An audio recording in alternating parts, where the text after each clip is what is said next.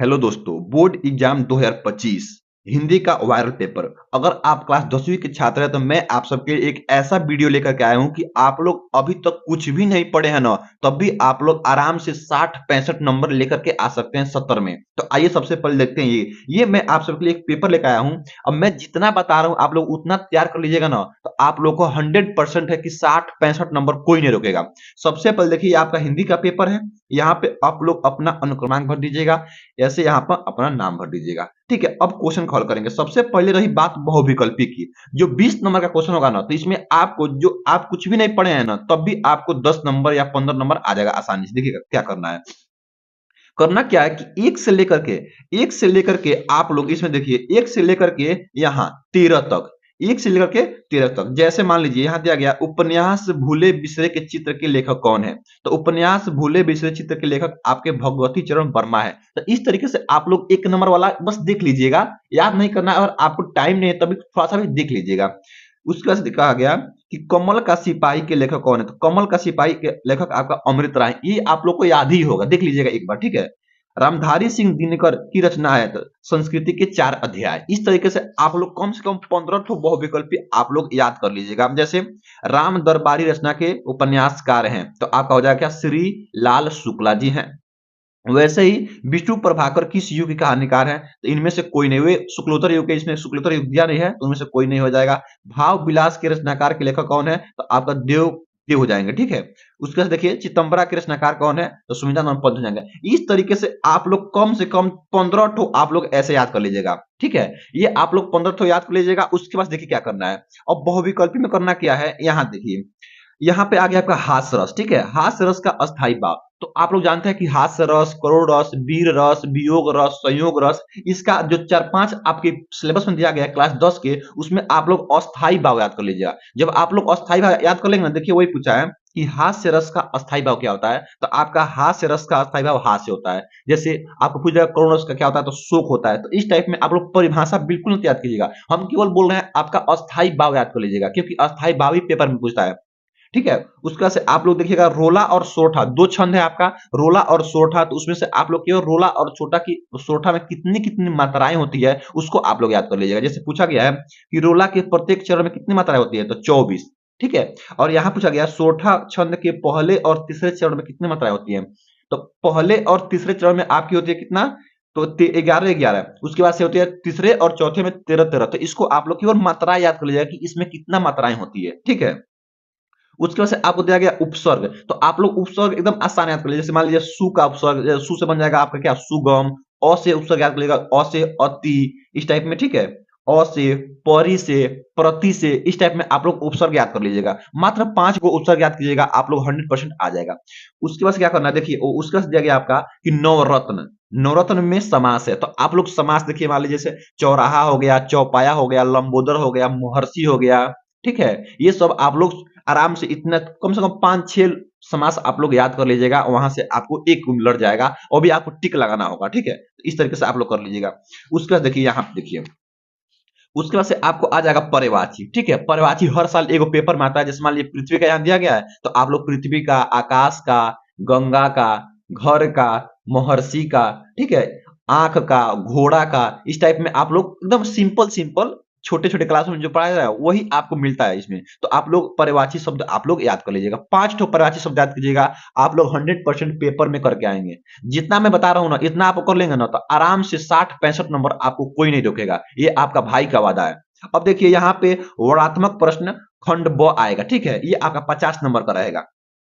करना क्या है कि देखिए, कह रहा है कि निम्नलिखित गद्यांश पर आधारित 3 प्रश्नों का उत्तर दीजिए।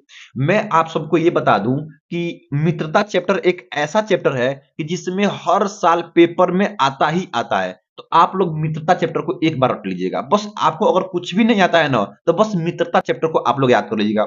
मित्रता चैप्टर पहला चैप्टर है, उसके लेखक है आचार्य रामचंद्र शुक्ल। तो उतना बस आपको उस चैप्टर को पढ़कर चल जाना है। देखिए, ये 2 ठो आपको दिया रहेगा, दोनों में से किसी एक को करना है। तो आपका पहला ही है कुसुम का जोर। देखिए ये मित्रता चैप्टर का ही है, तो हर साल पेपर में एक मित्रता चैप्टर का आता ही आता है। तो आप लोग वहां से एक बार देख लीजिएगा, बस थोड़ा सा देख लीजिएगा। ठीक है, क्या करना है कि संदर्भ और व्याख्या देख लीजिएगा। उसका देखिए, अब आता है पद्यांश वाला। ये क्वेश्चन दिया गया 22 नंबर। कह रहा है कि दिए गए पद्यांश पर आधारित 3 प्रश्नों का उत्तर दीजिए। वैसे ही सेम टू सेम जब पद्यांश में जाएंगे तो वहां पे एक चैप्टर आता है, जैसे पद नाम है सूरदास लिखे हैं, चरण कमल बंदो हाय राय। आपको कुछ भी नहीं आता है ना, तो केवल आप लोग पद का पहला चैप्टर सूरदास का तैयार करके चल जाइएगा। 100% आपको एक वहां से पद्यांश मिल जाएगा व्याख्या करने के लिए। ठीक है, तो इतना आप लोग कर लीजिएगा। उसके बाद देखिए, उसके पास क्वेश्चन नंबर 23 कह रहा है कि दिए गए संस्कृत गद्यांश में से किसी एक का संदर्भ सहित अनुवाद कीजिए। दो को आपको ये गद्यांश दिया गया, वो भी संस्कृत का। तो मैं आपका ये रिकमेंड करूंगा कि जो संस्कृत का आपको गद्यांश लिखना है ना, तो एक आप वाराणसी चैप्टर है और एक आपका भारतीय संस्कृति है। दो चैप्टर को आप लोग बस केवल पढ़ के जाइएगा, क्योंकि वहां पे हिंदी अनुवाद करना होता है, आसानी से आप लोग अनुवाद कर लेंगे। तो एक वाराणसी चैप्टर और एक आपका भारतीय संस्कृति, इन दोनों को आप लोग पढ़ जाइएगा। वहां से आपका गद्यांश भी मिल जाएगा, वहां से आपका पद्यांश भी मिल जाएगा। गद्य और पद दोनों का आपका करना है, अनुवाद करना है। ठीक है, तो देखिए ये आपका वाराणसी चैप्टर से दिया गया है।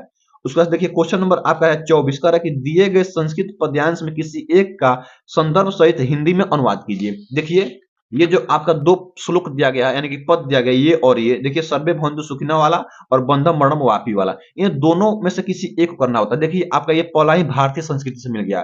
तो मैं तो यही कह रहा था ना कि आप लोग भारतीय संस्कृति और आप लोग वाराणसी से आराम से पढ़ के जाइएगा।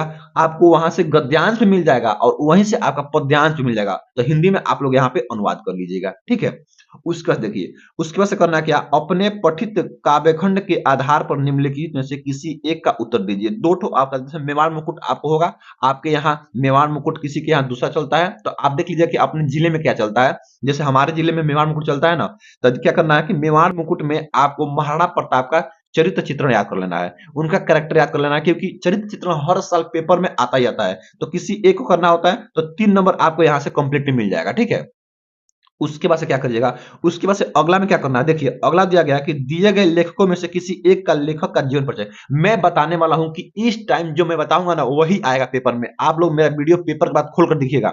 मैं कह रहा हूं कि इसमें आपको कुछ भी याद नहीं है ना, कुछ भी, तो आप लोग क्या करिएगा कि एक आचार्य रामचंद्र शुक्ल का याद कर लीजिएगा और एक आप डॉक्टर राजेंद्र प्रसाद का। ठीक है, डॉक्टर राजेंद्र प्रसाद का दो आपको पेपर में हर साल मिलता ही मिलता है।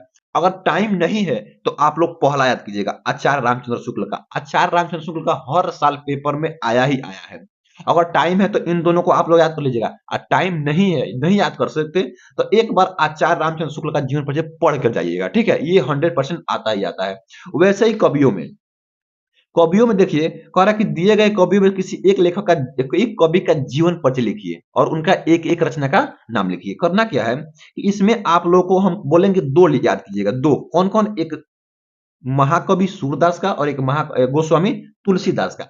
अगर आप लोग दो याद करते हैं ना, तो दोनों में से कोई एक लड़ ही जाएगा। अगर उतना भी आपको याद करने का टाइम नहीं है, तो आप लोग मात्र एक याद कीजिए, कौन, महाकवि सूरदास का। महाकवि सूरदास का हर साल पेपर में आता ही आता है। महाकवि सूरदास, ऐसे कोई पेपर नहीं है कि जिसमें ये नहीं आया हो, हर साल पेपर में पूछा गया है बोर्ड एग्जाम के। उसके बाद से आप लोग कीजिएगा 27 नंबर क्वेश्चन कह रहा है कि अपनी पाठ्य पुस्तक में से कंठस्थ कोई एक श्लोक लिखिए जो इस प्रश्न पत्र में न आया हो। मतलब कि जो ये आपका प्रश्न पत्र में आया है ना, इसको नहीं लिखना है, तो आप लोग एक अलग से एक श्लोक याद कर लीजिएगा। एकदम आसान आसान श्लोक दिया गया है, जैसे प्रबुद्धो ग्रामीण से दिया गया है, भारतीय संस्कृति से, वाराणसी से, किसी एक श्लोक को याद कर लीजिएगा, आराम से लिख लीजिएगा। ठीक है, केवल पढ़ के जाना है, लिख देना है। उसका देखिए कह रहा है कि निम्नलिखित में से किन्हीं दो प्रश्नों का संस्कृत में उत्तर देना है। चार ठो दिया रहेगा आपको, दो यहाँ दिया गया देखिए, और दो आपको यहाँ दिया गया है। चार ठो दिया रहेगा, इन चारों में के आपको उत्तर देना है। देखिए एकदम सिंपल सिंपल, अगर ये आप नहीं पढ़ेंगे ना, केवल आप दिमाग लगाना है आपको, और इसका आप लोग उत्तर दे सकते हैं। देखिए हम बोले थे ना कि आप लोग भारतीय संस्कृति से पढ़ लीजिएगा। ये देखिए भारतीय संस्कृति मूलः किम आसीत, यानी भारतीय संस्कृति से दिया गया है। जब आप वहां भारतीय संस्कृति पढ़ेंगे, वहां आपको इस क्वेश्चन का आंसर मिल जाएगा। उसके देखिए दूसरा बोल रहा है कि पुरुराज कह आसित। ठीक है, तो ये भी आपका वहीं से प्रबुद्धो ग्रामीण से है, तो ये दोनों आप याद कर लीजिएगा। उसके बाद देखिए चारों में से किसी दो का उत्तर देना होता है ना, तो आप लोग कोई दो ही उत्तर दीजिएगा। मैं बता दे रहा हूँ चारों। कह रहा है यहाँ पे कि चंद्रशेखर कह आसित। आपको सभी लोग पता है कि चंद्रशेखर कौन थे, तो ये पूछ दिया संस्कृत में, तो चंद्रशेखर एक देशभक्त वीर थे, तो लिख दिएगा आप चंद्रशेखर एक देशभक्त वीर आसित। बस ये तो लिखना है। आप प्रेजेंट ऑफ माइंड का दिमाग का यूज कीजिएगा वहां पे, लिखिएगा। कह रहा कि वीर केन पूज्यते, यानी कि वीर कहाँ पूजे जाते हैं। तो आप लोग पता है कि अगर वीर होंगे तो हर जगह उनको सम्मान मिलता है। जैसे मान लीजिए विराट कोहली हैं, अच्छे खिलाड़ी हैं, तो उनको हर जगह सम्मान मिलता है ना, तो क्या होता है, वीर हर जगह पूजे जाते हैं। तो इसी को आप लोग को लिखना है संस्कृत में कि वीर वीरणे पूज्यते। बस आसान है, प्रेजेंट ऑफ माइंड का अपन काम कीजिएगा, फिर हो जाएगा आपका। उसके बाद से क्या करना है देखिए, उसके बाद कह रहा है कि निम्नलिखित, यहाँ देखिए निम्नलिखित में से किसी एक विषय पर निबंध लिखिए। ये आपका 7 नंबर का, इसको आप लोग अच्छे से तैयार कीजिएगा। हम तो बोलेंगे कि आप लोग इसमें मात्र 2 ही याद कीजिए, 2 ठो बस पढ़ के जाइएगा, याद नहीं करना है, पढ़ के जाइएगा। एक जनसंख्या पे, एक बेरोजगारी पे। अपने देश की सबसे बड़ी समस्या, सबसे बड़ी मुद्दा एक जनसंख्या है और एक बेरोजगारी है। देखिए इसमें जनसंख्या वाला आ गया है, तो मैं कहूंगा आपको कि जनसंख्या और बेरोजगारी पर 100% पढ़ कर जाइएगा। आपको रटना नहीं है, बस याद कर जाइएगा, वहां पे आप लोग अच्छे से लिख लीजिएगा। तो एक जनसंख्या याद कर लीजिए और एक बेरोजगारी। आपका भाई का वादा है कि ये पेपर में 100% मिलेगा। इतना आप तैयार कर लेते हैं ना, तो आपको 65 नंबर कोई नहीं रोकेगा। उसके बाद देखिए कह रहा है कि 30 नंबर लास्ट क्वेश्चन है कि अपनी विशेष रुचियों का उल्लेख करते हुए अपने मित्र को एक पत्र लिखिए। एक पत्र लिखना है, या अथवा दिया गया रेलवे रेलवे के महाप्रबंधक को की शिकायत पत्र लिखिए जिसमें टिकट निरीक्षक द्वारा किए गए अभद्र व्यवहार का उल्लेख हो। जैसे जिस प्रकार आप लोग ना स्कूल में लिखते हैं ना निवेदन पत्र, एप्लीकेशन, वैसे ही आपको हिंदी में लिखना है। तो यहाँ पे अधिकारी जो भी अधिकारी का नाम दिया रहेगा ना, उस अधिकारी का आप लोग नाम डाल दीजिएगा। तो इतना आप लोग अगर तैयार कर लेते हैं ना, तो ये मेरा वादा है कि आप लोग 65 से आराम से 70 के बीच में आप लोग नंबर पाएंगे। आई होप, मैं आशा करता हूं कि आप लोग का पेपर एकदम बिल्कुल सही और अच्छा जाए।